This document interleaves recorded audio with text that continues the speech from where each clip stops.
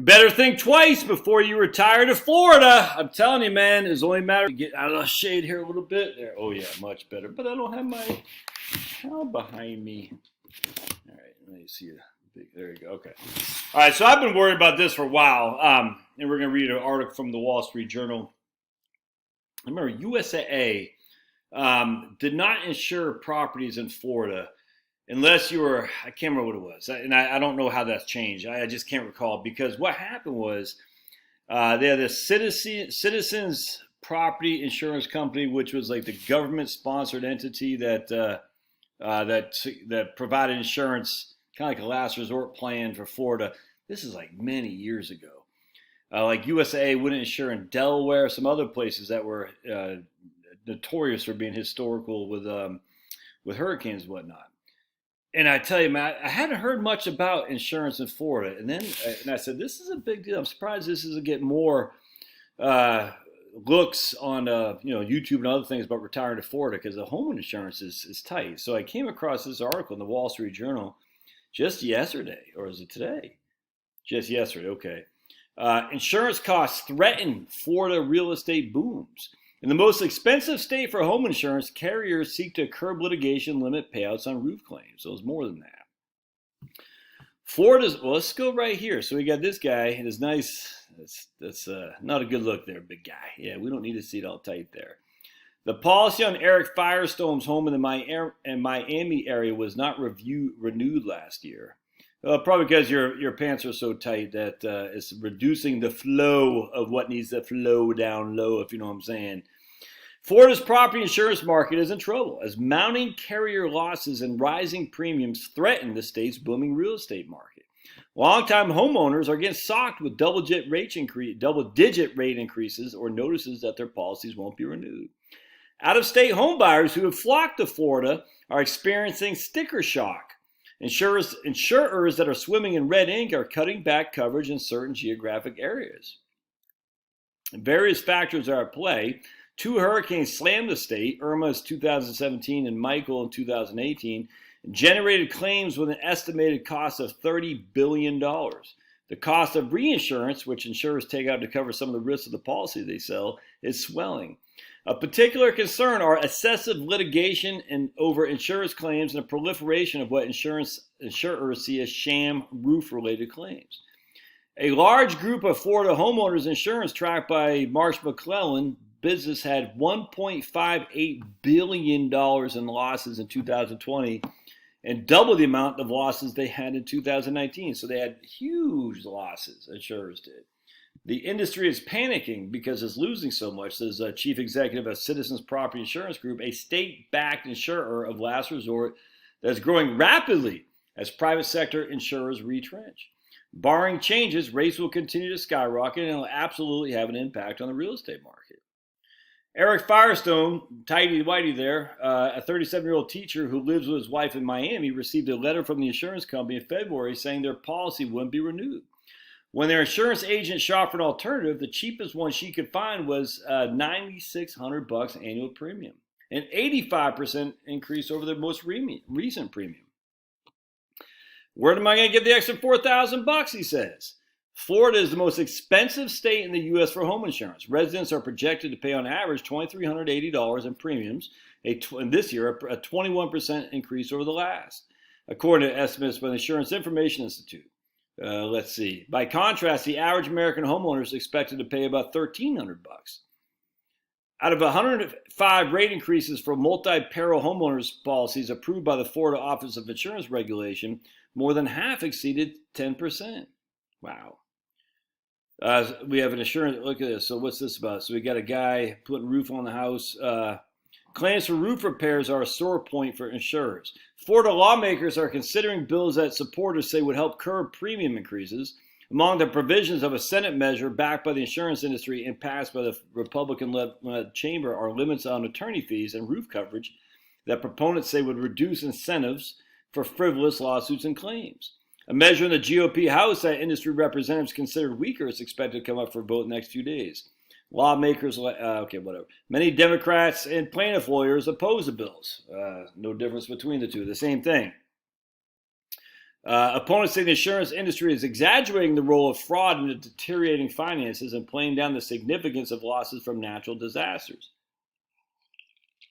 While Florida made up 8% of all homeowner insurance claims in 2019, it accounted for 76% of homeowners insurance lawsuits.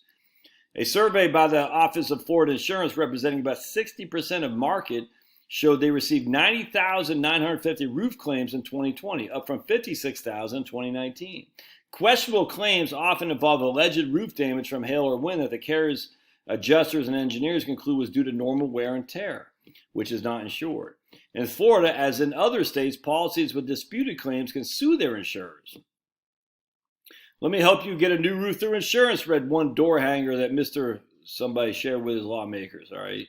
I'm not sure who this guy is. A member of the, I'm not sure.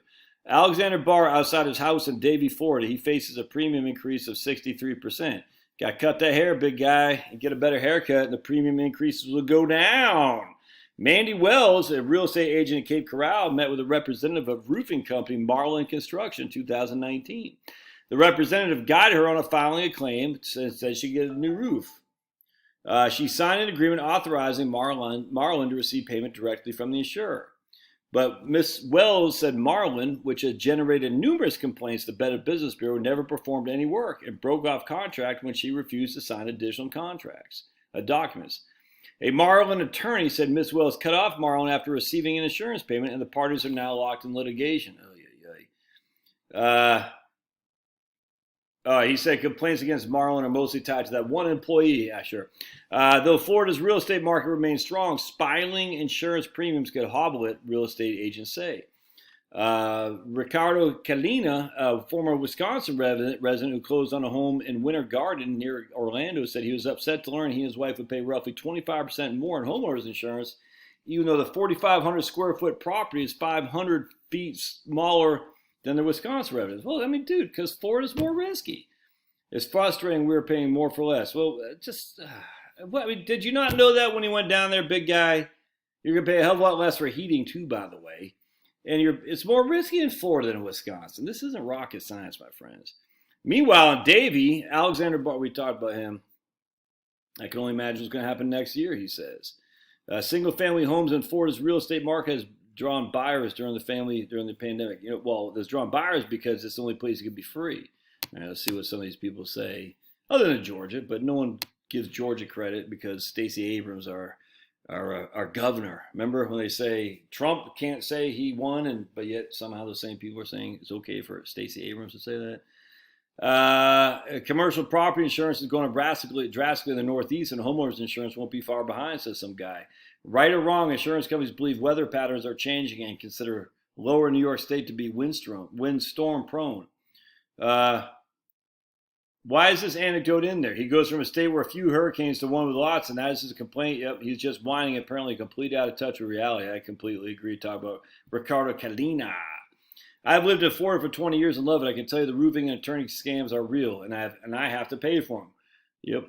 Why do the insurance companies pay out the roof scams? They can't tell the difference? Exactly. Yeah, right.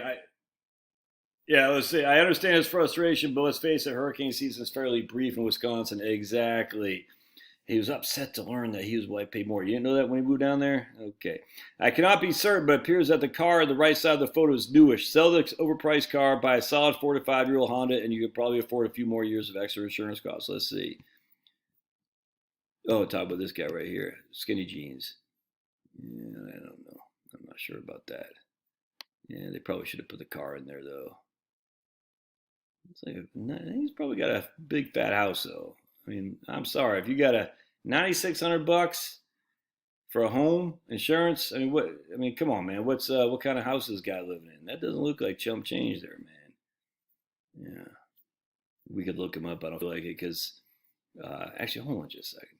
Well, this is weird. So I just looked at Eric Firestone, and that's him. Eric Firestone, Realtor Associate. I don't know what all those stand for. Bring your home search to a cadence. And I mean, where am I going to get the extra $4,000? This is odd to me. One sec. Excuse me, coronavirus. I didn't pause it. Forgot to pause it. Yeah, that's weird, man. So that's odd to me.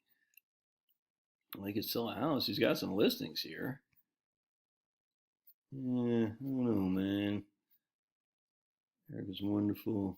Realtor associate. That's just odd to me. No, like I'm not trying to bash the guy. Just like $10,000 for home insurance seems awful pricey to me. Hold on a sec. As may, if Eric Firestone is a realtor, he's probably driving a fancy schmancy car, like that guy was saying in the Wall Street Journal comments. Sell the car and drive something older, and you got your $4,000. $10,000 a year for property insurance seems pretty high, man. I'm going to tell you, you're not insuring a $100,000 home. And look, I'm not here to blame anybody for it. I'm not saying, oh, it just is, oh, how dare you, but it seems odd to me. And then we got haircut guy there, so it just seems weird too. So let's keep looking at some more of these comments. So everyone's upset with Ricardo Kalina because he's like, how did I? Oh, there goes Finney. And next. Next year, sell the used Honda since Joe and Kamala she'll have solved all our climate problems by now. Yep. Also, if you're down to your last $4,000, perhaps you shouldn't buy a house. Yeah. Meanwhile, prominent Florida Republicans still believe climate change is a hoax. I don't think anyone ever says a hoax. Because the climate changes all the time. Right here. A former Wisconsin resident probably makes up more than the extra insurance cost by not have to pay for 6 months of heat. No income tax, by the way. The property tax is going to be significantly lower, too. The same thing going on with fire insurance in California. Although people aren't exactly running to California anymore, fire insurance on a home in Santa Barbara will run you about $30,000 on a $1.5 million house, which is tiny for that area. Whoa. According to Universal Property Insurance, if you want to stay as safe as possible from hurricanes but still want to reap the benefit of being afforded, say, oh no, we got a Bumblebee in here. Get out of here, Bumblebee. You know what I was doing that video. Being inland Florida near the northern border of Georgia, the best place to live, the least hurricane-prone area. All right, this is a self-solving problem. Take a look at projected maps of Florida 50 years from now. Most of South Florida will be underwater. Oh boy. People actually think that. All right, so I gotta look at this. Hold on a second, because it's just stupid. All right. Yep, and Ohio will be soon a new Myrtle Beach, saving Midwesterners a lot of time and money. All right, so fraud is an enormous part of the price increases. Yep, exactly. We got fraud at USA. People losing their wedding rings and trying to get a new one. All right. At some point, my hope is that people realize some areas are not meant to be lived by humans, like many coastal areas of many deserts. Obviously, it can be done, but that doesn't mean it's a good idea. All right, so let's see a Florida map 50 years from now. All right. Oh, these people are so flippin' stupid. Sea level rise in Florida, 2075 to 2100. Much of Naples, Fort Myers, and Cape Coral are under the sea. In Jacksonville, Everbank Field will be wet. The historical heart of St. Augustine is lost. The southern half of Broward County is lost. Just over the line in Miami-Dade, Hard Rock Stadium is wet. Miami International Airport are inundated. All right, so you know how much the sea levels rise, my friends? 1 millimeter a year. Size of a nickel. Yeah. All right, we'll see you guys. Love to hear your thoughts.